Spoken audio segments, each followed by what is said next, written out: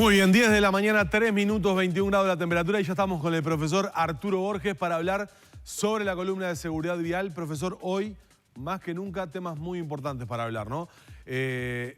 Hay algunas situaciones que se han dado en estos últimos días que ameritan una reflexión profunda, ¿no? Buenos días. Buenos días, ¿qué tal, Danilo? ¿Cómo están? Hola, televidente. Sí, la verdad que teníamos el domingo, que era un día de recordatorio de las víctimas a nivel del mundo. Sí, exacto. Y uno pensaba que en los medios íbamos a tener otro tipo de información, pero no esto, que decíamos hoy, bueno, nos trajo a estado presente que si estamos haciendo las cosas bien o no, ¿verdad? Y en una conducta que cuando uno analiza lo que hemos vivido este fin de semana, evidentemente que todo nace de la transgresión. Es decir, de un no respeto a las normas, en todo sentido, ¿no? Claro. Las escritas y no escritas. Y esto siempre nos lleva a reflexión. Bueno, ¿qué estamos haciendo bien? ¿Qué estamos haciendo mal? Pero mientras no hagamos un diagnóstico correcto de dónde está el origen de esto y lo podamos definir, transmitir a la población. Claro. Que la gente pasa de largo, ya esto ya no tema estado público, no se habla más, no, hay que reparar sobre este tema. Claro, usted, bueno, acá estamos...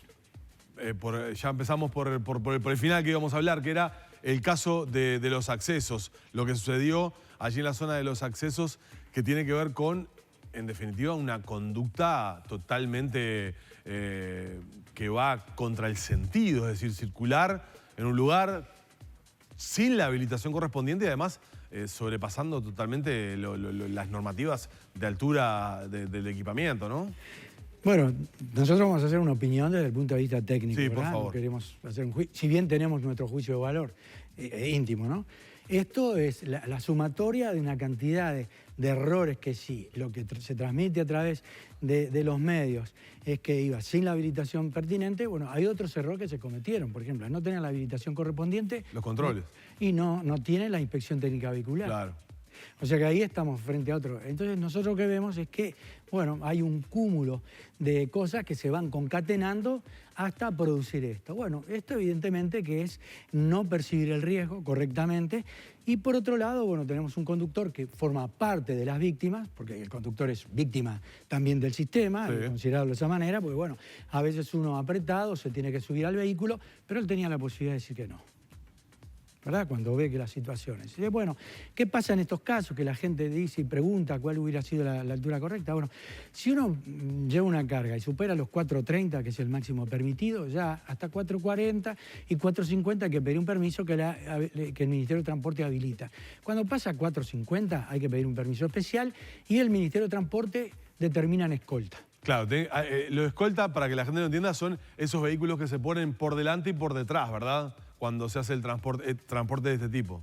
Exactamente, pero además el Ministerio va a ver por qué puentes pasamos, por dónde pasamos. Claro, se traza una hoja de ruta. Exactamente, muchas veces cargas especiales, como este tipo de carga, amerita hasta levantar cables, por ejemplo, en algunos lugares. Claro. O sea que también hay que darle participación a otro organismo. Entonces hay una serie de situaciones que en el control o en la falla del control tenemos la penitencia.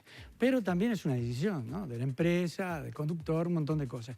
Pero el tema es la normativa. ¿Por qué transgredimos eso? ¿Qué es lo que nos lleva a después tener que vivir estas situaciones que son realmente desastres viales que tienen su origen dudo o no conocer la norma? Claro, exactamente. Profesor, usted también trajo unas placas para compartir para poder entender un poco las conductas irresponsables que se toman en algunos casos, ¿no? Bueno, nosotros en particular queremos hacer referencia a algunas maniobras que estamos viendo en ruta, sobre todo las más recorridas que van hacia el este. De la interbalnearia, por ejemplo, ¿no? Seguro, que la interbalnearia, cómo se entra a la carretera. Entonces ahí en imagen tenemos la entrada correcta a la ruta, como si fuera Boulevard Artigas o Avenida Italia. Bueno, esto es técnicamente un error. ¿Por qué? Porque este individuo que busca el carril exterior o el que está pegado a la banquina, se atraviesa los 3 carriles y los 3 autos que vienen circulando por alguno de ellos, evidentemente no saben todavía qué carril va a ocupar. Claro, ahí tiene que tomar el carril más próximo. Exactamente, y hacer el giro en ángulo recto. Entonces, después de que se incorporó allí, va a prender el señalero y va a tratar de buscar su circulación por los carriles de la derecha, que sería lo más adecuado. ¿Qué ventaja tienen comparativa estos 2 carriles sobre la derecha? Primero, que podemos lograr lograr distancia de seguridad Sí. y la velocidad siempre va a ser la adecuada. Porque hoy el problema fundamental, esto Danilo, ¿sabes qué es? Andamos muy rápido. La velocidad, sí. Muy rápido. Entonces, Se puede ver claramente. Claramente. Entonces, ¿qué pasa? No tenemos los controles necesarios, no hay radares hace muchos años, ¿verdad? Que los venimos siempre Sí. pidiendo a través de esta columna.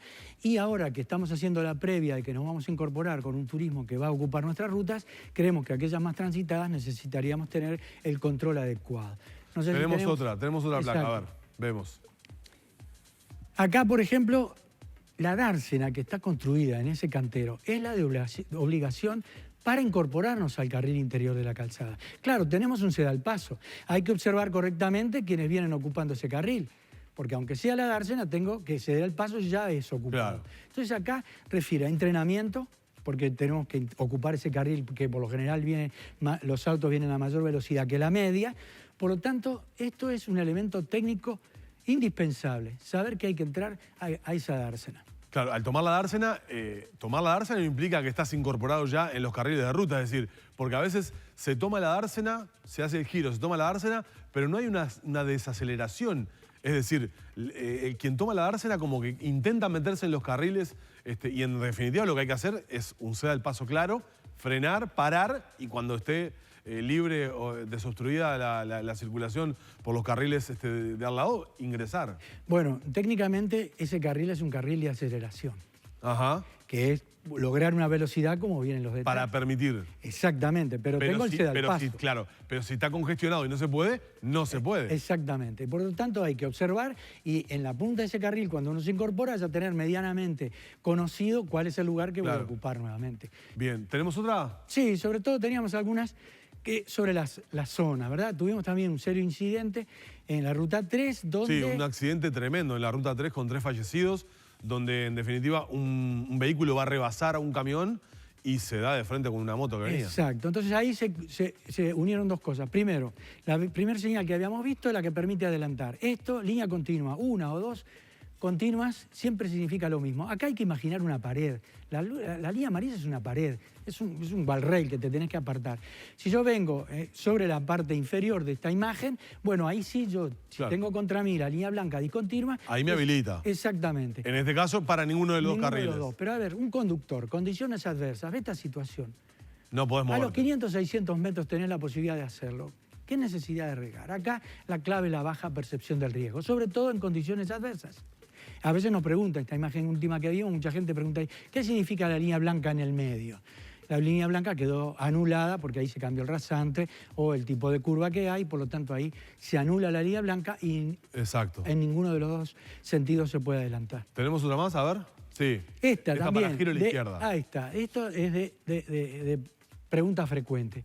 Cuando yo tengo este tipo de ruta y voy a salir a la izquierda, técnicamente la obligación es detenerse sobre el eje. Sobre el eje, allí. No abrirse a la derecha como muchos conductores hacen. Claro, pero alguien me puede decir, bueno, pero eso ahora que lo hacemos, turismo de noche, lluvia, ¿qué hago? Bueno, ¿usted quiere ir a esta situación y ponerse sobre la banquina? Sí, hágalo. Porque la verdad que entre lo funcional, que sería ponerse sobre el eje, y lo seguro, que a lo mejor al individuo le permite hacer esta maniobra de otra manera, bueno, la ley permite. Cuando uno tiene que elegir entre lo funcional y lo seguro, si eso, el individuo advierte que su maniobra, aunque legal, pone en riesgo al resto de los demás actores, bueno, yo elijo otra. Pero ojo, parto de infracción, por lo tanto ese riesgo... Claro, eso le iba a preguntar. ¿Y qué pasa si yo estoy, como en esta última situación, sobre la banquina con la señalización para girar a la izquierda y tengo un accidente?